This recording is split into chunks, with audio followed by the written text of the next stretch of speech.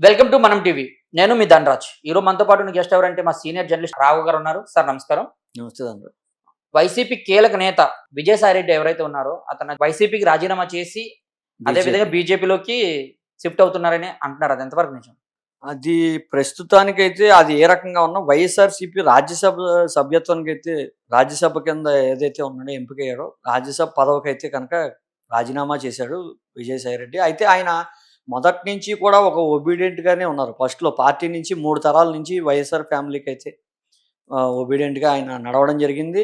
అయితే జగన్మోహన్ రెడ్డి ఎవరైతే ఉన్నారో జగన్మోహన్ రెడ్డిలో ఉన్న కీలకమైన కేసుల్లో అవినీతి కేసుల్లో కూడా అతను ఏ2గా ఉండడం జరిగింది.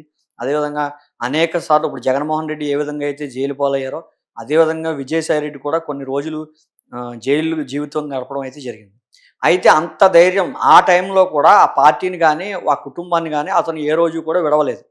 అయితే తదనంతరం అధికారంలోకి రావడం, అధికారంలోకి వచ్చిన తర్వాత అతనికి పెద్దల సభకి ఏదైతే ఉందో పెద్దల సభకు పంపించడం, ఒక మంచి పొజిషన్ కూడా ఇవ్వడానికి వైఎస్ జగన్మోహన్ రెడ్డి ఎన్ని విధాలుగా చెయ్యొచ్చో అన్ని విధాలుగా విజయసాయిరెడ్డికి రాజకీయంగా అయితే చేశారనైతే చెప్పొచ్చు.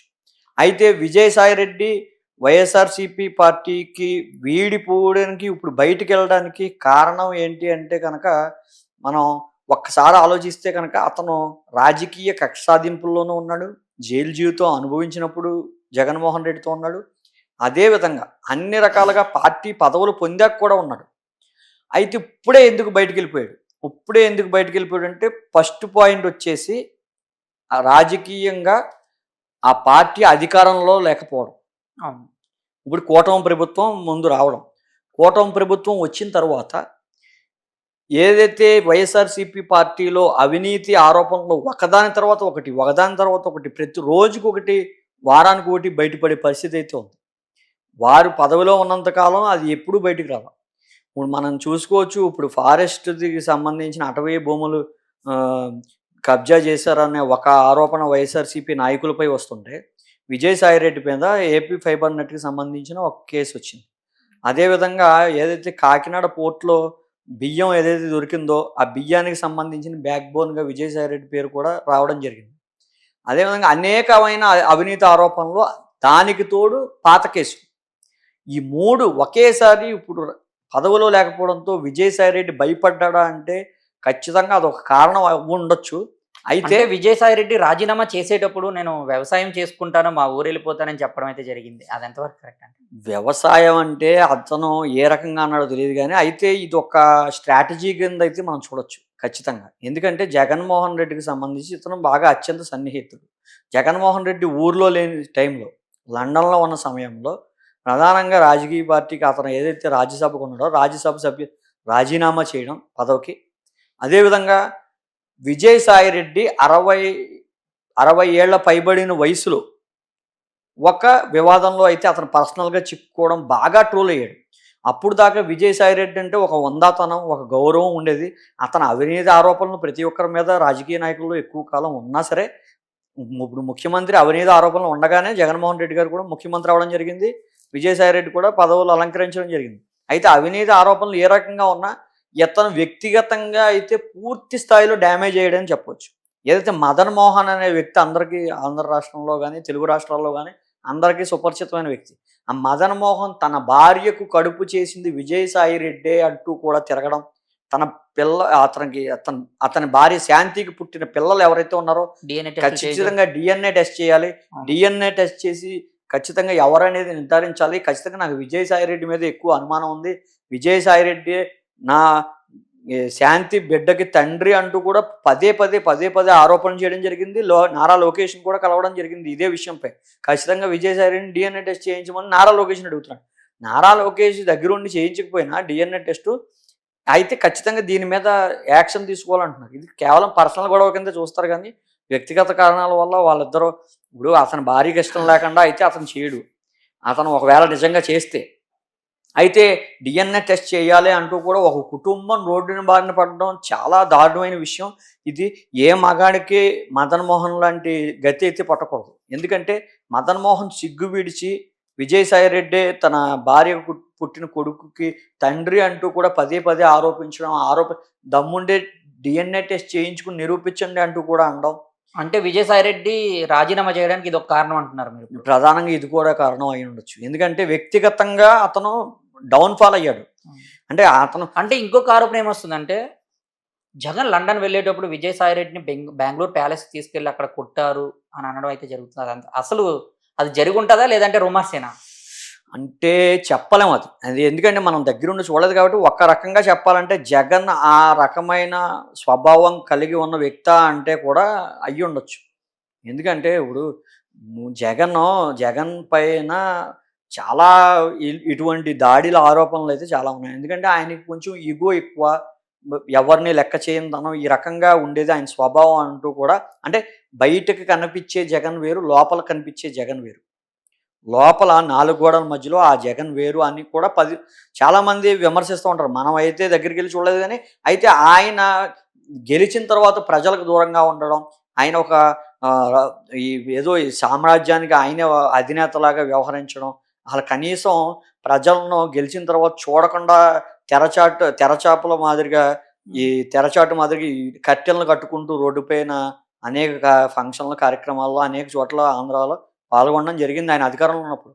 అయితే జగన్ వ్యక్తిగతంగా లోపల వేరు అంటూ కూడా విమర్శిస్తారు. ఖచ్చితంగా దాడి చేసి ఉండొచ్చు.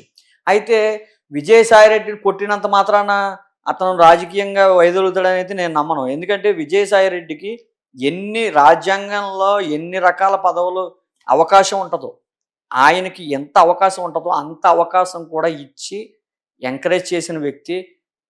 దట్ టూ ఏందంటే ఆయన అకౌంట్స్‌కి సంబంధించిన ఈ విజయసాయిరెడ్డి ఒక చార్టర్డ్ అకౌంటెంట్ వీళ్ళ కుటుంబానికి. అంటే విజయసాయి రెడ్డి బీజేపీలోకి వెళ్తున్నారంటున్నారు. అది నిజమేనా? అదే అంటున్నా. విజయసాయిరెడ్డికి ఈ రాజ్యసభలో ఎప్పుడైతే పదవొచ్చిందో అప్పటి నుంచి కూడా బీజేపీకి పెద్దలకైతే సన్నిహితంగా ఉన్నాడు, దగ్గరగా ఉన్నాడు. అయితే బీజేపీలోకి వెళ్ళడం అంటే ఇప్పుడు ఈ కేసులకు భయపడి, ఈ కేసులు మళ్ళా పీకను చుట్టుకోకుండా ఉండాలంటే వెళ్ళే అవకాశం ఉంది ఒకటి. రెండోదేంటంటే విజయసాయిరెడ్డి ఖచ్చితంగా జగన్ చెప్పినట్టుగా ఎందుకంటే ఇప్పుడు బీజేపీ పార్టీ ఇదివరకులాగా వైఎస్ఆర్‌సీపీ పార్టీకి తెరచాటును గానీ, వెనకాల గానీ సపోర్ట్ చేసే అవకాశం లేదు. ఎందుకంటే వాళ్ళ కూటమిలో ఒక పార్ట్.